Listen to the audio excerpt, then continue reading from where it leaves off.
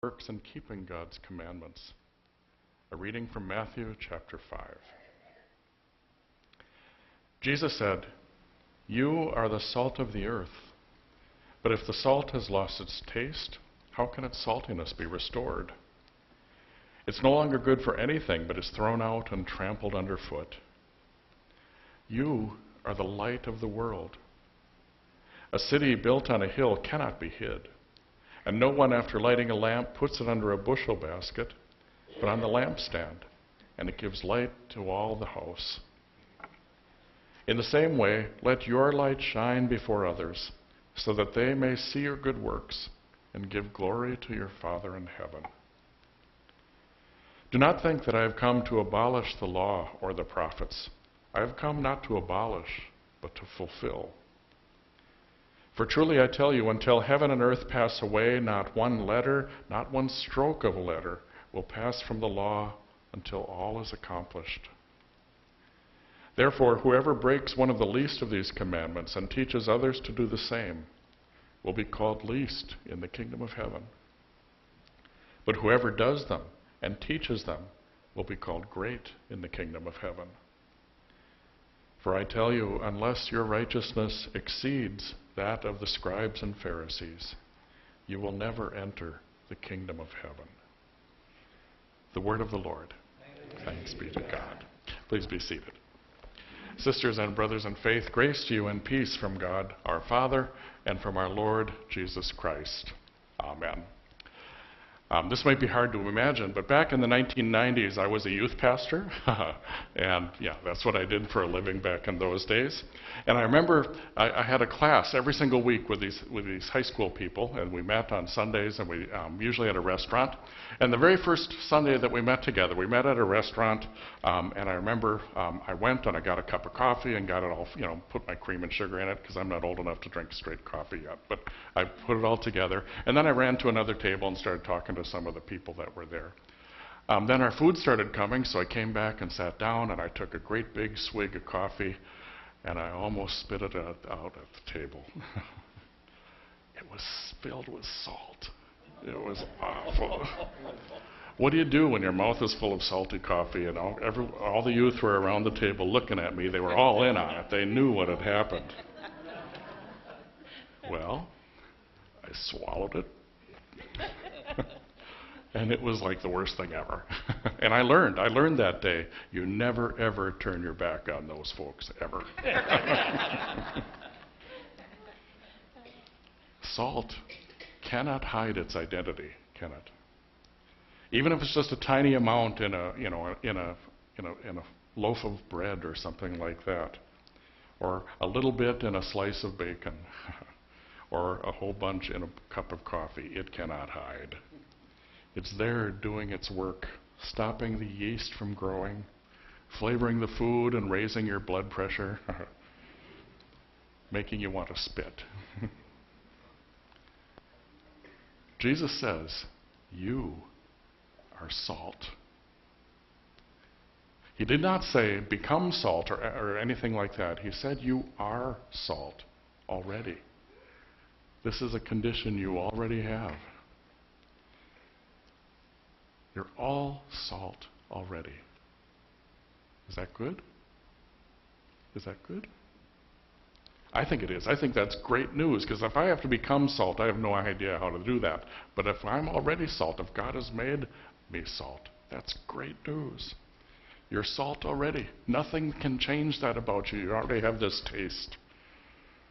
So go and be salt and just do what you are. I find that so empowering, so helpful. He's not just telling you to do something, he's telling you to just go and be what you are. Okay, so what are salt and light for? He also said you are light. What are salt and light for? Salt is never for gathering in one place, right? You don't just have a big pile of salt somewhere. You don't put a big pile of salt on your kitchen table and eat it, right? You sprinkle a little bit on the steak and then you eat it, and it tastes good. Salt isn't good all by itself. And nobody wants a great big pile of salt in their yard, right? You sprinkle it on the sidewalk, you sprinkle it on the road so that you can get some traction. You don't want a big pile of it, though. It doesn't help. Likewise, light is never for itself. Nobody turns on the lights and then leaves the room, except my kids used to do that. But usually people don't do that. Huh? You turn on the lights and you go into the room.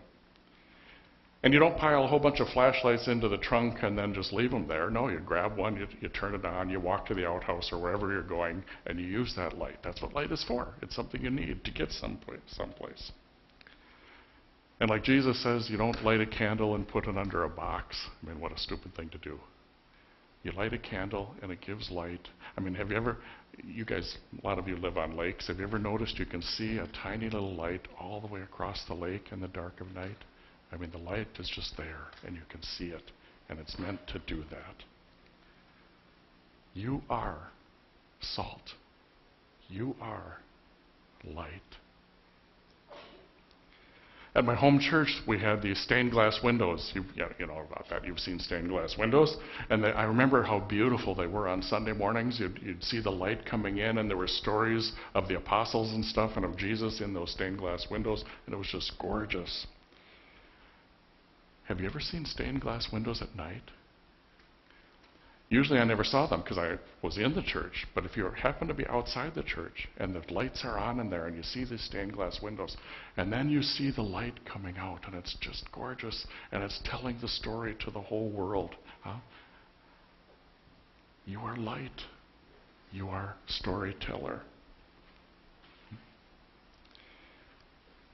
It used to be, at least when I was young, it used to be that we would invite people to come to church, and that would happen. People would kind of come, and they still do, I suppose, but actually not as much as they used to. Have you noticed that? I mean, people are a little reluctant to come into a place like this. It's sort of scary, at least in my neighborhood.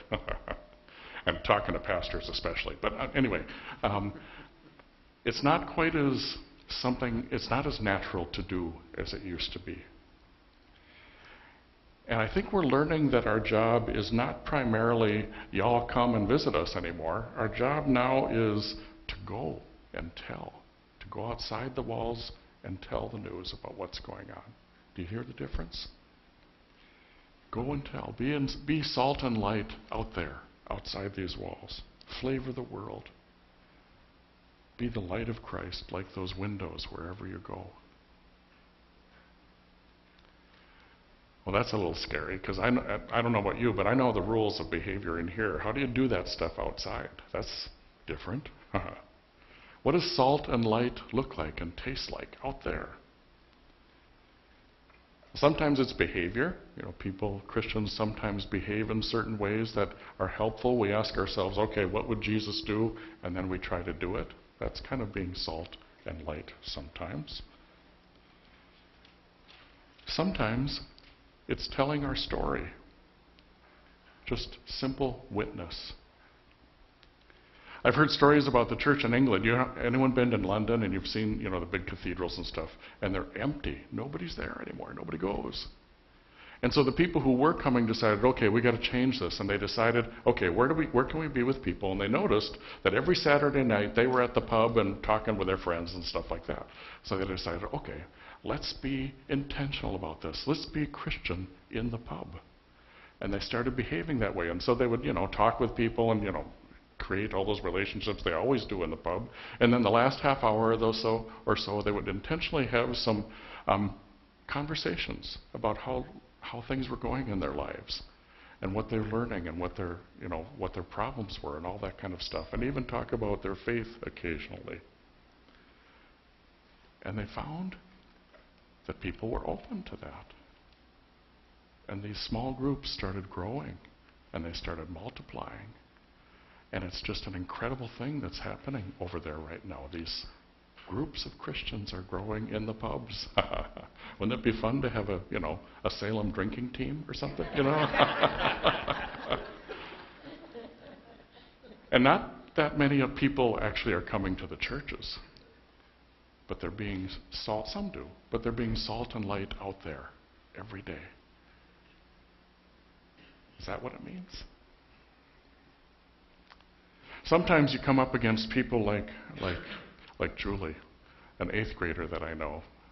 Julie she was very young, and 8th grade is always a tough year. And then she, in her life, the people that should have really been reliable for her were not. And so trust came very difficult for her. And I remember she asked me, she got right in my face, and she said, how do you know any of this true? How do you know that it's not just your imagination? How do you know you're just not, somebody didn't just make all this stuff up? Over and over she did that. It gets a little crazy sometimes when you hear that. And so I learned you just tell the story. Kind of like Paul talked about in 1 Corinthians today. Remember he said to the Corinthians, I knew nothing among you except Christ and him crucified. I didn't try to convince you with wisdom or anything like that. Just Christ and him crucified. And how do you know? How can you know? Well, Jesus actually lived in history. We can prove that.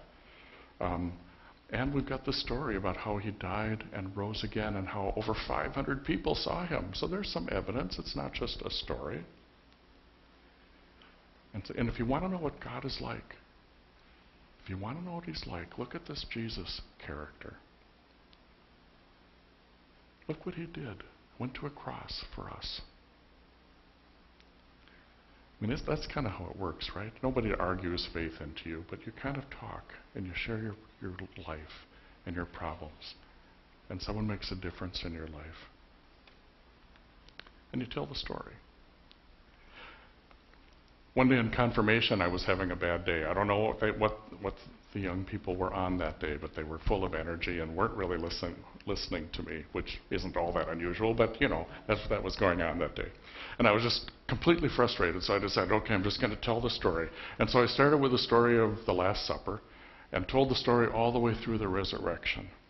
The arrest, the torture, the trial, the dying on a cross. And it was so weird. They listened. You could see that they felt anger at this violence that was done to Jesus when he was innocent. You could see that they thought, well, how can they just betray him and deny him like that? And you could feel the hurt as he was beaten. And you could see the horror in their eyes as he was nailed to a cross. And you could hear them grieve as he died. You could have heard a pin drop when he died. I mean, Jesus ain't supposed to die. Come on, stop it. And then they were filled with this new kind of hope when he rose. And for just a moment, maybe, they wondered, could it be true? Is this who God is? Is he for me, too? Jesus and him crucified. It's the power and the mystery of God, not just then, but now. That story can even make believers out of 8th graders, and you and me. Jesus said, you are the salt of the earth. You are light. Go from this place and flavor everything and everybody that you meet. Tell them about Christ crucified and how God touched your life. And go from this place and be salt and light in a dark and tasteless world. Go and be a window through which light shines and tells the story.